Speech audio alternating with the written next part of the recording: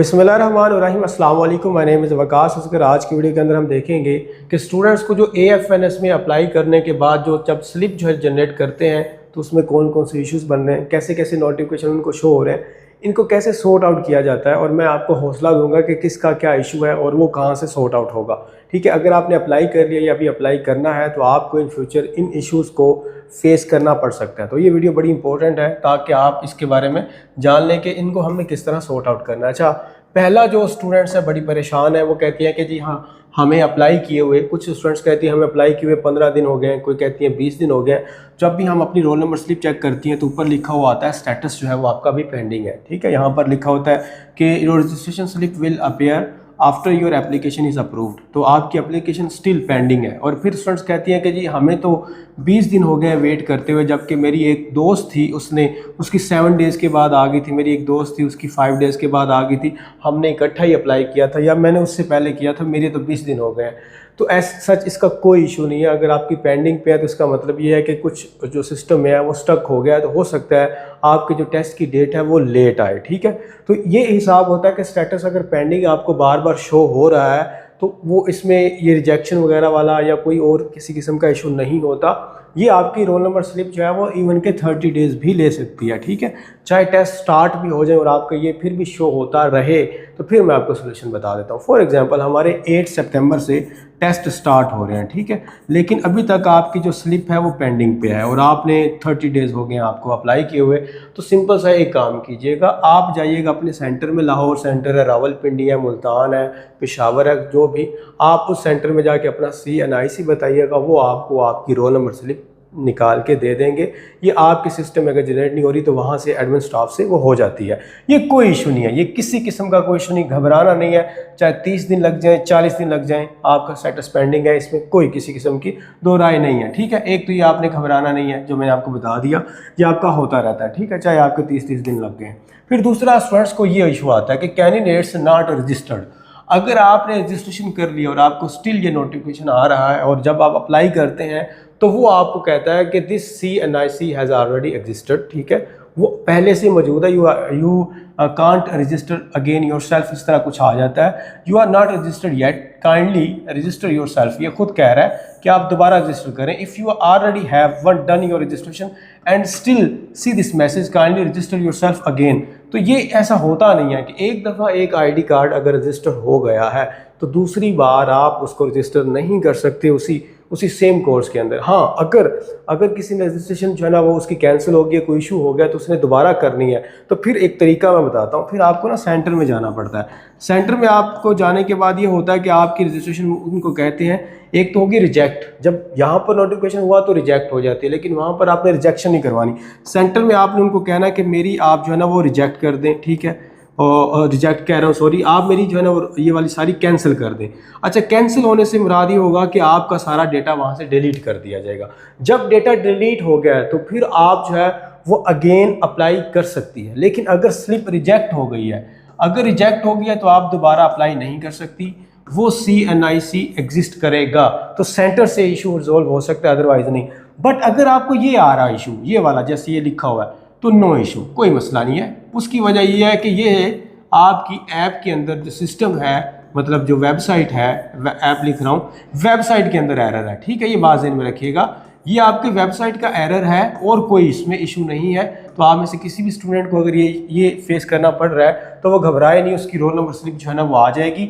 बाद में वो चेक करेंगे कुछ दिन बाद तो ये नोटिफिकेशन नहीं आएगा, आपकी डायरेक्टली जो है वो रोल नंबर स्लिप आ जाएगी। ठीक है, ये कोई किसी किस्म का इशू नहीं है। जिसको भी ये आ रहा है वो अपने आप को दोबारा रजिस्टर करके चाहे देख ले, आपको यही आएगा कि योर CNIC ऑलरेडी एग्जिस्टेड। ठीक है, वो दोबारा अप्लाई नहीं कर सकती, बट उसका अप्लाई हो चुका है, वो कुछ दिन वेट करे, ये एरर उसका खत्म हो जाएगा। ये इंडिविजुअल एरर होता है, सारे स्टूडेंट्स को भी कभी कभी शो होता है, कभी कभार कुछ स्पेसिफिक स्टूडेंट्स को शो होता है, बट इसका कोई इशू नहीं है। आप रजिस्टर हो चुकी हैं, आप अपनी स्लिप का वेट करें। ठीक है, और अगर फिर भी एंड तक आपका नहीं आ रहा तो जब टेस्ट स्टार्ट होता है सेंटर चले जाएं, वो आपको आपकी रोल नंबर स्लिप निकाल देंगे और फिर वो वहाँ से पूछेंगे भी आप हफ्ते बाद 10 दिन बाद टेस्ट देने आ जाएं, चाहे उसके ऊपर डेट जो है ना वो जो मर्जी वो खुद भी लिख देते हैं, मेंशन कर देते हैं। उसके बाद ये क्वेश्चन आपको आ सकता है कि जो आपकी रजिस्ट्रेशन है ना वो रिजेक्ट है। अगर आपकी रजिस्ट्रेशन रिजेक्ट हो गई है तो फिर आप क्या करेंगे, ये वाला आप ना रीज़न है incomplete information please visit ASNRC Lahore. ये एक लाहौर में कैंडिडेट थे और उनकी जो है वो कैंसिल हो गई थी। अब अगर रिजेक्ट हो जाए तो फिर आपने क्या करना है, तो जैसे ये लाहौर सेंटर था तो आपने अगर अपना सेंटर लाहौर चूज़ किया है, जो भी रावलपिंडी किया है, तो वो आपको कहेगा उस सेंटर में जाए, तो वहाँ पर आपने अपने ओरिजिनल डॉक्यूमेंट्स जो है ना वो लेके चले जाना है। तो वहाँ से आपकी रजिस्ट्रेशन वो कैंसिल कर देंगे और कहेंगे कि दोबारा आप रजिस्टर करें। रिजेक्ट हो गया तो घर ना बैठे। हाँ, अगर जेन्युइनली रिजेक्ट हुई है, कोई जेन्युइन रीज़न थी कि आपके पास वो डॉक्यूमेंट्स आप भूल गए कुछ इन्फॉर्मेशन पुट करते हुए, तो फिर तो वो आप सेंटर से जाके उसको ठीक करवा सकते हैं। बट अगर आप सारा कुछ ठीक फिल करने के बाद में पता चला कि आपका एज जो है ना क्राइटेरिया मैच नहीं हुआ, या आपकी डेट ऑफ बर्थ जो आपकी एज है वो ज़्यादा है, या कुछ जो मार्क्स थे वो कम थे, तो उसकी वजह से अगर हुई है रिजेक्शन तो फिर डेफिनेटली वो सही किया है। अगर नहीं हुई, बाय मिस्टेक है या आपसे कोई मिस्टेक हुई है, बाद में आपको डॉक्यूमेंट्स दिखा के ठीक करवा सकते हैं, तो आप सेंटर में जाएंगी और इसको ठीक करवाएंगी। उसके बाद हमारे पास जो है ना, अगर मैं आपको प्रेपरेशन के बारे में बताऊं तो हमारी जो AFNS का लास्ट बैच है जी, उसकी प्रेपरेशन ऑन गोइंग है। हमारी ऑनलाइन क्लासेस होती हैं गूगल मीट पे, ये हमारी LED पे पढ़ाया जाता है। इसके अलावा वर्बल, नॉन वर्बल और एकेडमिक, इन तीनों की हम लाइव क्लासेस भी पढ़ाते हैं। फिर हम आपको इसके रिकॉर्डर लेक्चर भी प्रोवाइड करते हैं। उसके अलावा कंप्लीट PDF नोट्स दिया जाता है। फर्स्ट ईयर सेकेंड ईयर की आपको बुक्स प्रोवाइड की जाती हैं। 60 आपके मॉक टेस्ट सीरीज जो है ना वो भी ली जाती है। 2 स्पेशल व्हाट्सएप ग्रुप में आपको ऐड भी किया जाता है। तो ये हम 100% गारंटी देते हैं कि आप AFNS ईजीली पास कर जाती हैं। तो ये हमारा जो व्हाट्सएप ग्रुप है उसका लिंक वीडियो की डिस्क्रिप्शन के अंदर है, आप उसको ज्वाइन कर ले, वहाँ पर आपको ये प्रोसेस बता दिया जाएगा क्लासेस का। उसके बाद ही कुछ और चीज़ें भी होती हैं।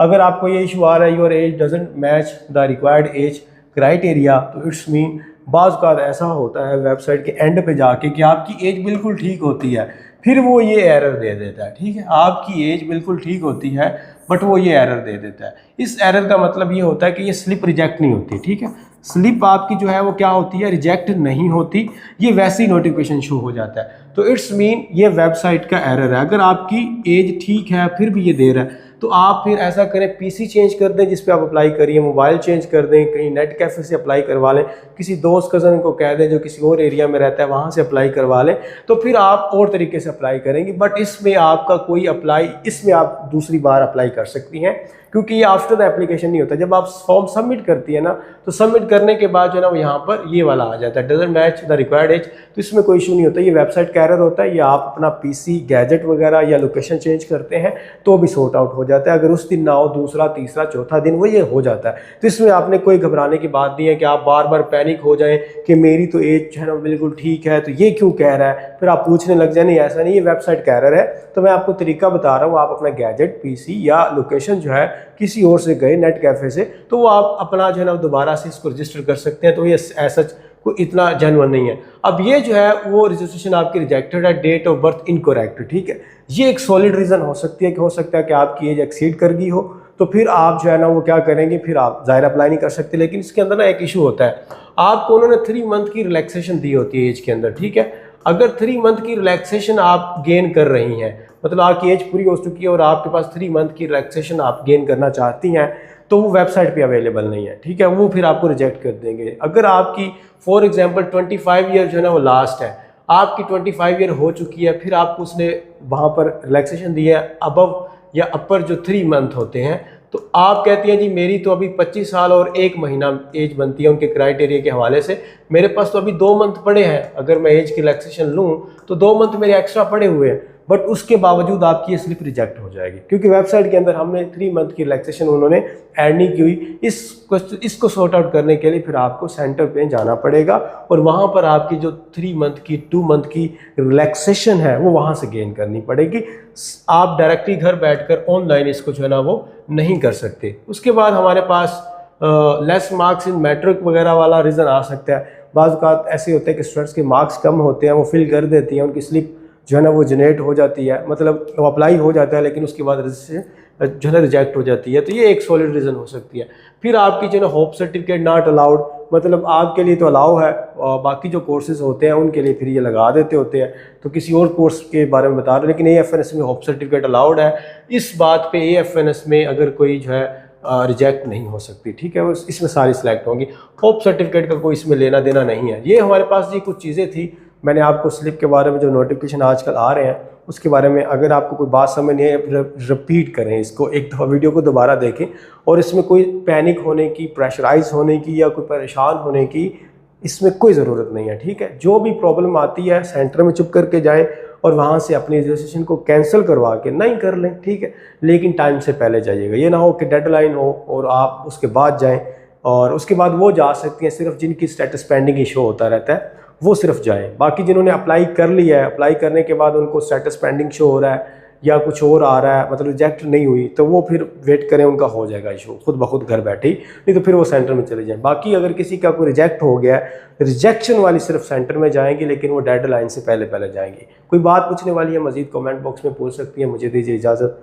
Thank you very much. अल्लाह हाफिज़।